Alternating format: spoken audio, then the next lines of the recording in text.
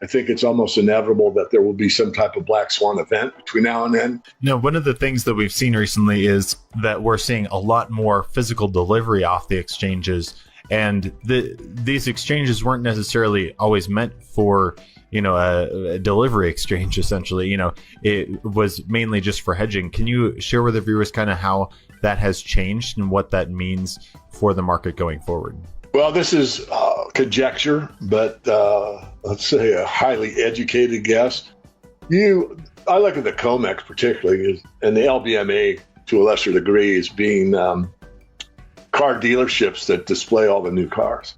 They're there as a big facility, a big market maker. But yet what they really have is they have silver on display. They don't really facilitate transactions, as you just said, Elijah, and that's key.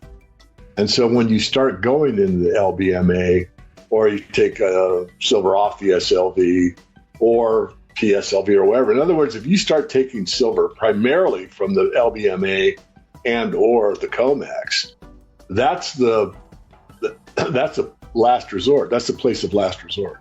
Anyone that's in the silver business, even on the retail side, but particularly on the industrial side, goes direct. They go direct with a refiner or a smelter or somebody that's a direct ship. They don't need to ship a bar to the COMEX to ship it back to, a mint. So there's very little silver that goes on the shelves other than what can only be sold on the spot market. The rest of it's sold in various places, jewelries, and of course, all kinds of industrial applications. So the point is, it's drying up. It's drying up before our eyes. And if they had any way to hide it, they would. They can't. And so they're showing us that, the register category keeps showing away. The thing that's surprising to me, I guess, this time is the last couple of times I recall the 32, 33 million ounces. It was there for a little while, like a few weeks, to the best of my memory, and then it started building back up. And then, of course, I always ask the question, well, where's that silver coming from? But this time it just keeps going down, down, down. I mean, it fluctuates, but mostly the trend is still down. And there doesn't seem to be any influx. So I think between what's needed for the semiconductor industry, what's needed for the solar panel industry, what's needed for the industrial use on aggregate, has got silver in a pretty tight position.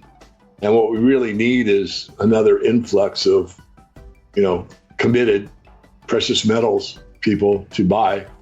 And I think that's coming in a different way than most people do. And I think that's going to be through the advent of the cryptocurrency world. There's a lot of silver and gold backed cryptos out there, and there'll be more. And I think the only issue that's holding it back now is awareness. I think the awareness of gold is the ultimate stable coin. I mean, think about it. An ounce of gold is the same mass anywhere in the universe. That's stability.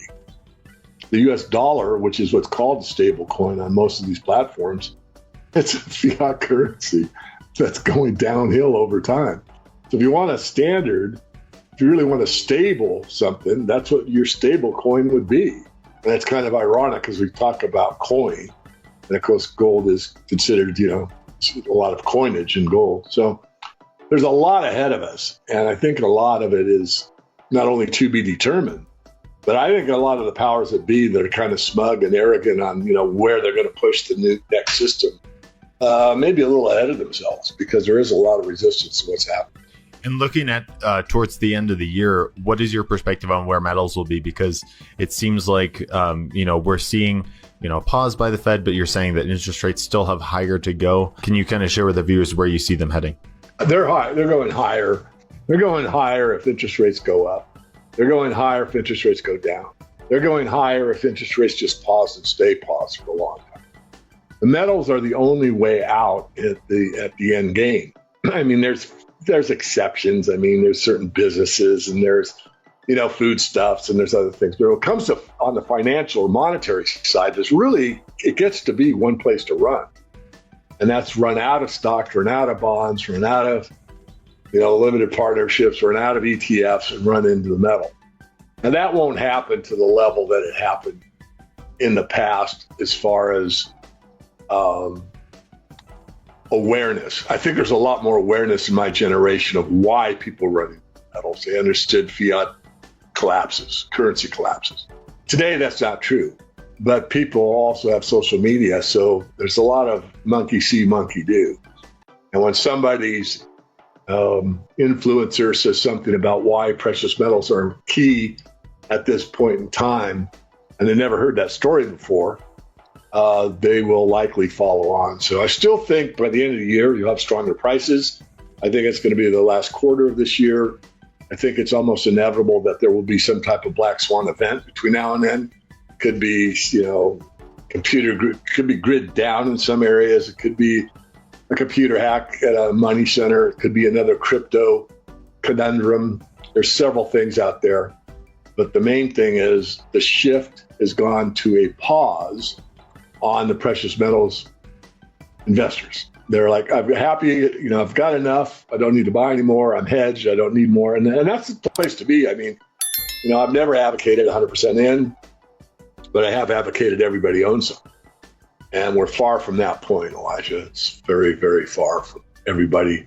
And once the window closes, and it's very difficult to get anything, at least at a reasonable price, that's when the frenzy will actually get into probably a double parabolic. I mean, there's no such thing as a double parabolic, but what it insinuates is that the buying just goes higher and higher and higher and higher and higher. Eventually it'll burn out. But at that point, if it gets to that point, and I think it will be a key that the end is nigh. In other words, the new system better be implemented quickly because no one's trusting the dollar anymore in terms of gold.